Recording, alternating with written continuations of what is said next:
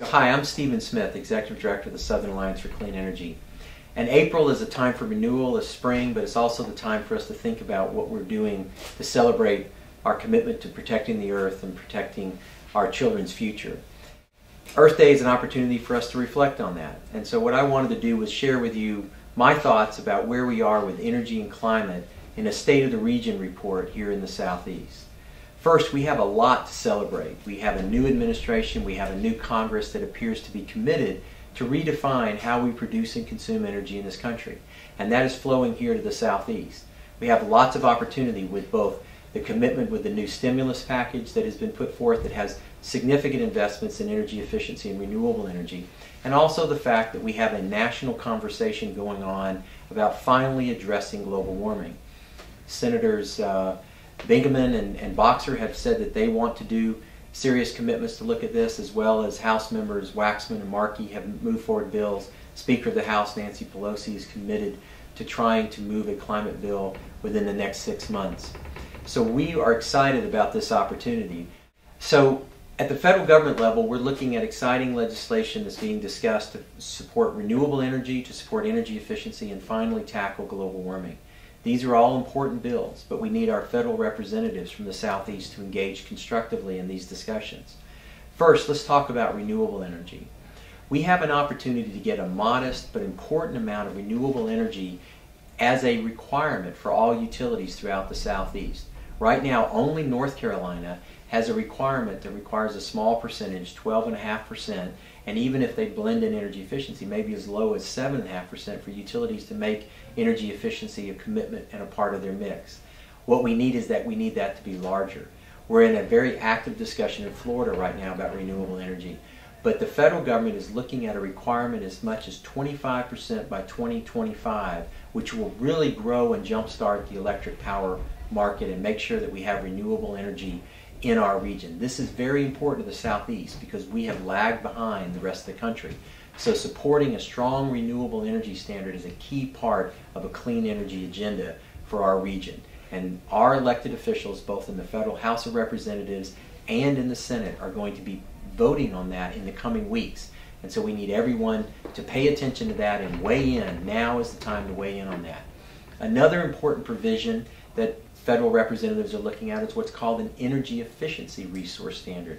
And this is a requirement to make all utilities reduce their demand by a set amount each year over the next 10 to 15 years. There's a target to get as much as a 15% reduction in demand by 2020. And this would be an important part of really throttling back on this uncontrolled load growth that we've been experiencing in the Southeast. It will make a big difference to getting really aggressive energy efficiency programs in place, and coupled with the stimulus package and other programs, this is going to be an important way that we can finally get the Southeast to engage in a constructive way on energy efficiency. Again, an energy efficiency resource standard. Our federal representatives are going to be dealing with that later this spring and into the summer, and we need everybody to weigh in and ask for them to vote for a strong energy efficiency resource standard. And then the big bill is the climate bill, and that's where we're going to finally address global warming and do something about our energy dependence and really diversify our mix. That bill is being led in the House of Representatives by Representative Henry Waxman and Markey. They are basically pushing this bill. They want to have the bill out of committee by Memorial Day, and then the Speaker of the House has committed that she would like to see it moved within the next 6 months, where the House of Representatives will for the first time actually vote and hopefully pass a commitment in this country for climate change. That's a very important part because it will get us re-engaged with the rest of the world. That will really begin to solve the problem. One of the key provisions of that is making sure that polluters pay and that we don't give the allowances away for free. So we're asking everyone to pay close attention and weigh in, again, paying attention to what's happening with the climate bill, and make sure that your voice is being heard to weigh in on what you'd like to see happen as a solution to global warming. Now the good news is, just recently, the Federal Environmental Protection Agency finally stepped up to the plate and said that they are actually going to look at carbon dioxide and other greenhouse gases as pollutants, and they're actually going to begin to regulate.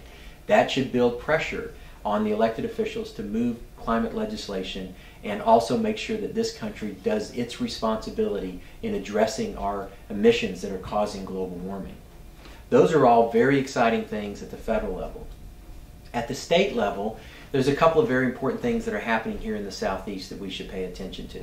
First, in Florida, Governor Chris is still looking at trying to move his ambitious agenda on trying to address climate change. One of the key provisions of that is the Florida Renewable Energy Standard.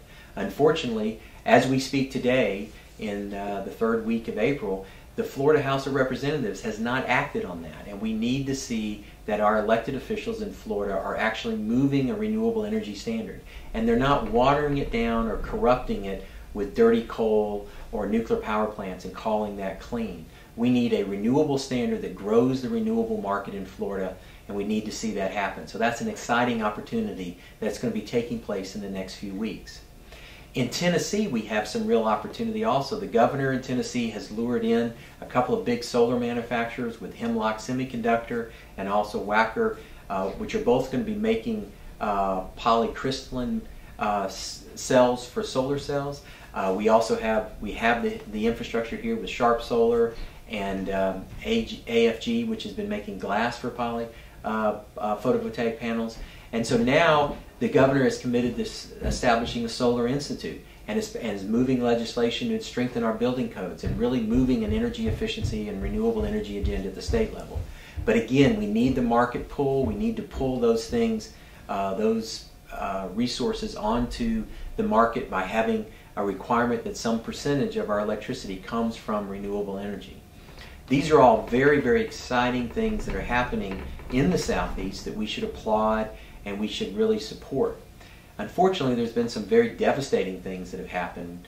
We've seen just this late last year with the Kingston spill, where TVA spilled close to 1 billion gallons or 5.4 million cubic feet or yards of toxic coal ash into the Emory River. This is just another example of how there's no such thing as clean coal. TVA is resisting, compensating the people fairly, trying to get immunity, and there's all this discussion about how they're going to clean this out of the river. Again, an example of where the dirty coal technologies continue to haunt us, both in the air we breathe, now in the water. It's a real problem. TVA has also recently lost a lawsuit, and they're trying to figure out how they're going to deal with the North Carolina lawsuit, and they're talking about appealing that. We don't think that would be smart for them to do. We're also seeing a number of other coal plants being proposed in our region. In Georgia, 10 electric membership co-ops have come together to try to build this thing called Power for Georgians, which is an 800 megawatt coal plant. We don't need that. Coal in this day and age, particularly coal that has no control for carbon dioxide emissions, makes no sense, and we've got to deal with all the mining issues, Mount top removal that we're dealing with. So coal continues to be a big problem in our neck of the woods, and the fact that in Georgia they're proposing a new coal plant. Over in North Carolina, Jim Rogers at Duke Energy is still trying to build the Cliffside plant. Recently, as many as 44 people were actually arrested, and over 200 people came out to protest against this plant. We have lawsuits against working with other groups to work against Jim Rogers, but he seems to talk a good line about green power, but he's actually working against it. He's talking a good line about climate change, but he's actually building a major source of global warming pollution right near the Charlotte area. So in North Carolina, you got Cliffside, and Georgia, you've got Washington County, and you still have the Early County plant in South Georgia. In South Carolina, you've got the Santee Cooper plant they're trying to build in the PD region. All these things are major steps in the wrong direction when we need to be investing in energy efficiency and clean renewable energy. But look, this is a new spring, it's a new day, it's an exciting time. I think the state of the region is that we're beginning to see some real changes in our region with significant investments in renewable energy for the first time. Georgia Power recently announced they're converting a coal plant to biomass. We're seeing large solar facilities spring up across the region. We're seeing lots of discussion about offshore wind and really bringing that technology on. And we're finally starting to have a serious discussion about energy efficiency. But some of these key policies that need to be passed and some of the movement that we need at the federal and the regional level is still to happen. So we need you to engage on it. So I say that the state of the region is improving with the way we produce and consume energy, but you as a citizen of the Southeast need to help us make those changes happen. So stay tuned to cleanenergy.org. Keep up with what we're doing. Pay attention to our blog site where we're putting up stuff in real time, where we're talking about the big challenges that we have and how you can get involved, and use our website as a way to get information. Thank you and happy spring.